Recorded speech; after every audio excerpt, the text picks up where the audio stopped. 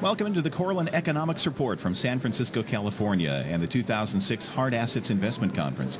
Paul Warren here, along with Al Korelin of A.B. Korelin and Associates. You know, Paul, you and I have done some very, very interesting interviews over the last day and a half or so, but I've got to tell you, I feel truly honored right now because one of my heroes, how can a 60-year-old guy have a hero, Congressman? But one of my heroes, Congressman Ron Paul, who Jay Taylor, a frequent guest on our show, was kind enough to introduce us to 5 or 6 years ago, is here right now. We're chatting with him. Congressman, it's great to have you. Thanks so much for being here. We appreciate it. Thank you. It's real nice to be here. Let's talk a little bit to begin with. Let's talk a little bit about your opinion about the future strength of the U.S. economy and how gold, other precious metals investments plays into that.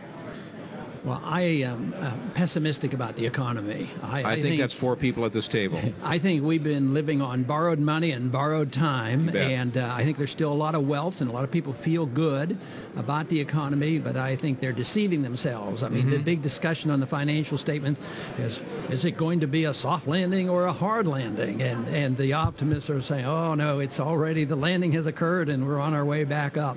Yeah. No, I think there's so much malinvestment, misdirected investment, so much built-in monetary inflation that is going to translate into price inflation, a weak economy. I think it's somewhat like the 70s, but different. I think conditions are much worse than the 70s, so I expect the economy to weaken, but price inflation to come back, which means stagflation.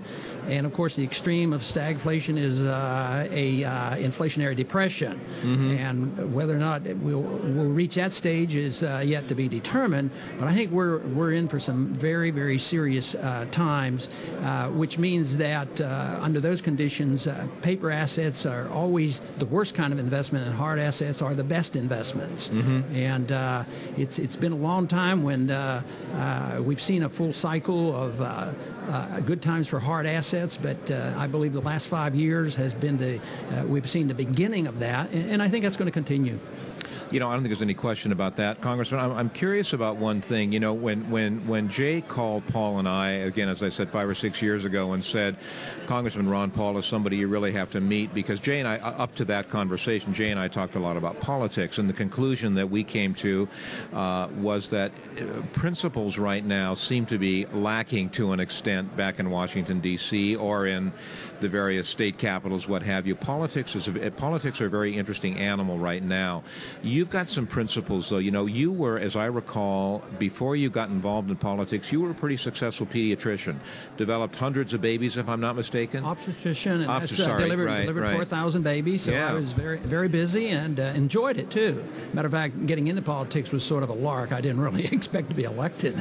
Well, you know, the thing that I find funny is a good obstetrician typically has a mansion in the city, a summer home any place they want, a couple of Cadillacs, a very, very nice, cushy life, so to speak.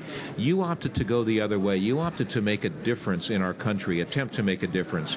Why was that? Well, for a couple of reasons. One, I believed it was in my self-interest because I placed the value of liberty above more goods, and I thought it was worthwhile for my kids. So it isn't selfless giving. It's seen in a bit of self-interest.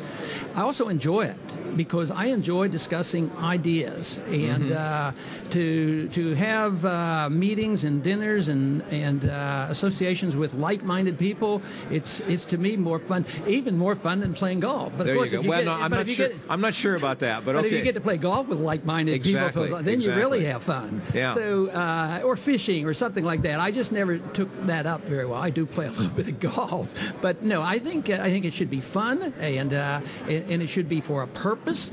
And to me, it's been rather easy. A lot of people ask, well, how can you do that? How can you stand up against what they're doing in Washington and you stick to it?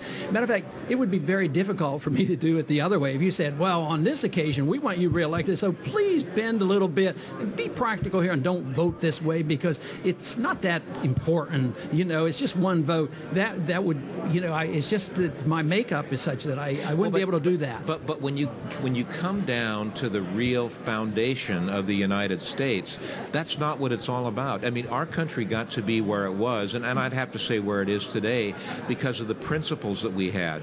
I see those principles kind of being, as you say, bent a little bit right now for self-interest. What are your comments on that? Well, I think what has happened is that we've lost respect for the rule of law. We have a good Constitution, and it's very important. We've abused it. But it's really the principle of the rule of law that we should protect. And since we, as a people, have been very fortunate, though imperfect, the Constitution has provided a lot for our families previously, because we have become very wealthy and we've enjoyed a tremendous amount of freedoms.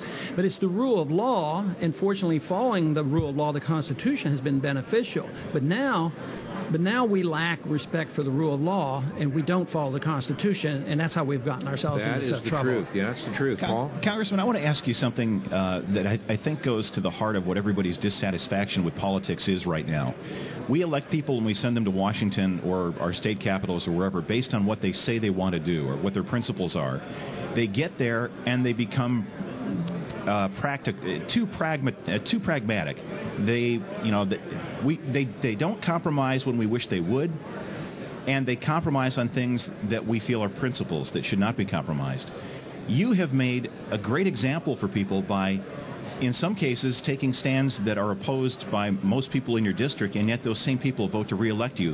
Why don't more elected officials take the example from you and other people like you, that if they hold to their principles, even if it's one I don't particularly agree with, that makes them more electable? I mean, you just went through redistricting in Texas, and so you're in a new district that you've never had before, and still won 61% of the vote in a year when Republicans got hammered. Well, I guess you'll have to ask those others, why they don't do it. I don't know. But they believe they can't be reelected. And, of course, my goal has been to try to set an example where I can show that you can stick to those principles and get reelected. And so far, so good. We've been able to do that.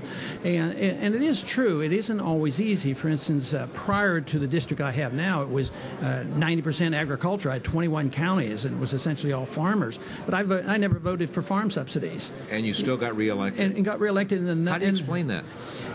By being upfront with them. Yeah. And the truth is that they haven't benefited that much by subsidies. I said, well, if the subsidies have helped you, and we've had them for 70 years, why aren't you all rich? And the family farmer's still struggling. I said, all the funds are going to the corporate farmers. Exactly. And then I play on their true beliefs. Property rights, inheritance taxes, federal regulators coming on their property, and they say, oh, that's right, Second Amendment, Texas farmers. So they say, they all of a sudden found out that they agreed with me on a lot of issues, but it's the organizations, whether it's the AMA in medicine that never really was a supporter of mine, right, or whether it's the farm unions. They don't support the small farmers. They become politicized. They become part of the system.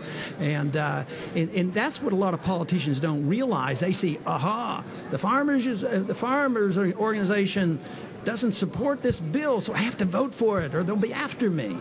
And I think they sometimes are just lazy. They don't want to go home and explain it, and tell the people why they've done such a thing, certain things. One of the interesting things that's happening in this conversation right now is a fellow who I have known, as I said, for a long time, who I've never pictured this gentleman as being a wallflower, as Jay Taylor. And Jay hasn't said a word yet. Jay, what do you have to say to your buddy here? Well, I guess I would like to ask the congressman whether he thinks there's going to be any policy shift on the monetary front. Congressman Paul is on the House Finance Committee, I guess it is, with the new Fed chairman. I'd just like to get his remarks if he thinks it's going to make any difference, or if there will be, if Mr. Bernanke may be more inflationary than Mr. Greenspan, even, who was a great inflationist. Yeah, there probably won't be any significant change. The important thing to remember about monetary policy, it's more secretive than the CIA. I can find out more information from the CIA, which is very secretive, than I could from the